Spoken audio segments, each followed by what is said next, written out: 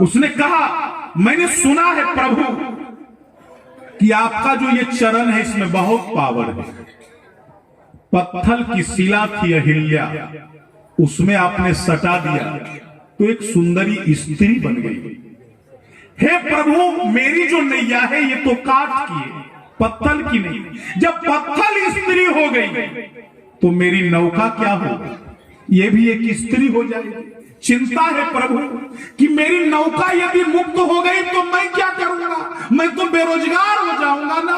इसी नाव के प्रताप से चरण कमल राज कहूं सब कहई, मानुष कारणी मूरी कछुआई।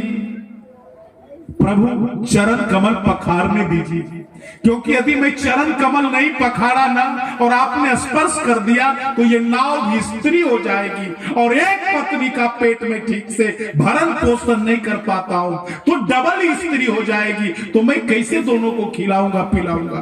प्रभु, एक तो डबल स्त्री हो जाएगी और दूसरा कमाने का जाने का रास्ता भी खत्म हो जाएगा। इसलिए हे प्रभु, मैं गरीब आदमी हूं, मुझे अपना चरण कमल पखारने दीजिए।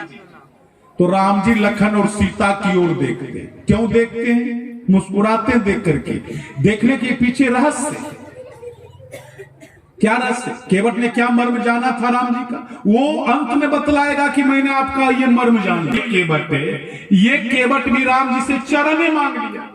राम जी को तो दुइये को चरण है ना, तो एक का मालिक है लखन लाल जी, एक के मालिक है सीता माता। ये जो केवट गंगा के तट पर है, ये भी कहता कि चरण चाहिए। तो राम जी इसीलिए देखते हैं सीता और लखन की ओर कि अब तुम दोनों फैसला करो कि कहां से अब आधा बांटना है, कोना बांटना है, कहां से देना, क्योंकि ये भी चरण पर जोर मार रहा है। तो इसीलिए देखते हैं सीता लखन की ओर कि भाई अब तुम दोनों फैसला करो। तो केवट कहता, प्रभु इसी नाव से भरण पोषण मैं करता हूं परिवार का, चरण कमल पखारने दीजिए तो मैं आपको पार उतार दूंगा। तो लखन लाल जी की आंखें लाल हो गई, शेषनाग की आंखें लाल हो गई। तो केवट डरता नहीं है, कहता है पद कमल धोई चढ़ाई नावन, नाथ उतराई चह, मोहि राम राउरियानि दशरथ, सपथ सब साची कहूं, बरु तीर मारहूं लखन पे, जब लगी न पाय पखारी हूं, तब लगी न तुलसीदास नाथ, कृपाल पार उतारी हूं। केवट कहता, प्रभु चिंता न करे, अरे मैं आपको पार उतार डालूंगा ना, कोई उतराई नहीं देगा। आपकी सौगंध, आपके पिता दशरथ जी की सौगंध, मैं उतराई नहीं लूंगा। भले ये लखनलाल जी मुझे बाण मार दे, लेकिन चरण कमल पखारूंगा तब पार होगा।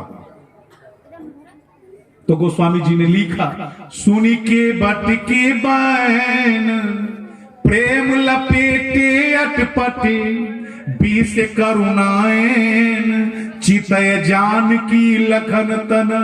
केवट के मुंह से जो एक एक शब्द निकलता है, मानो उसमें प्रेम को लपेट लपेट करके बोलता है। राम जी मुस्कुरा करके कहते, करुणा निदान, हे केवट कृपा सिंधु, बोले मुस्काई, सोई करू जेही तब नावन जाई, बेगियानु जल पाय पखारू, हो विलंबा उतार ही पारू।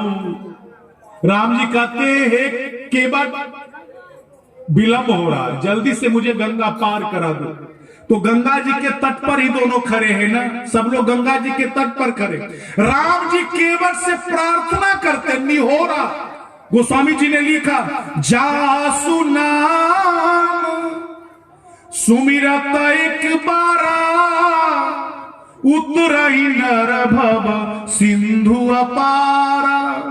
अरे जिसके नाम का एक बार स्मरण करने मात्र से सारे ऋषि जोगी महर्षि आवागमन के चक्कर से छूट जाते हैं, भवसागर पार कर जाते हैं। आज वही परमात्मा राम केवट के सामने सोई कृपाल, केवट ही निहोरा। वो केवट के सामने निहोरा का मतलब समझते हैं ना, दया की भीख, मेरे ऊपर थोड़ा एहसान कर दो, प्रार्थना करते मुझे पार उतार दो। और वो परमात्मा यही जग किए क्यों पगों के थोड़ा, जिसने कभी किसी अवतार में 2 पग में पूरे ब्रह्मांड को नापा, पूरे ब्रह्मांड को नाप लिया। वो भगवान गंगा जी की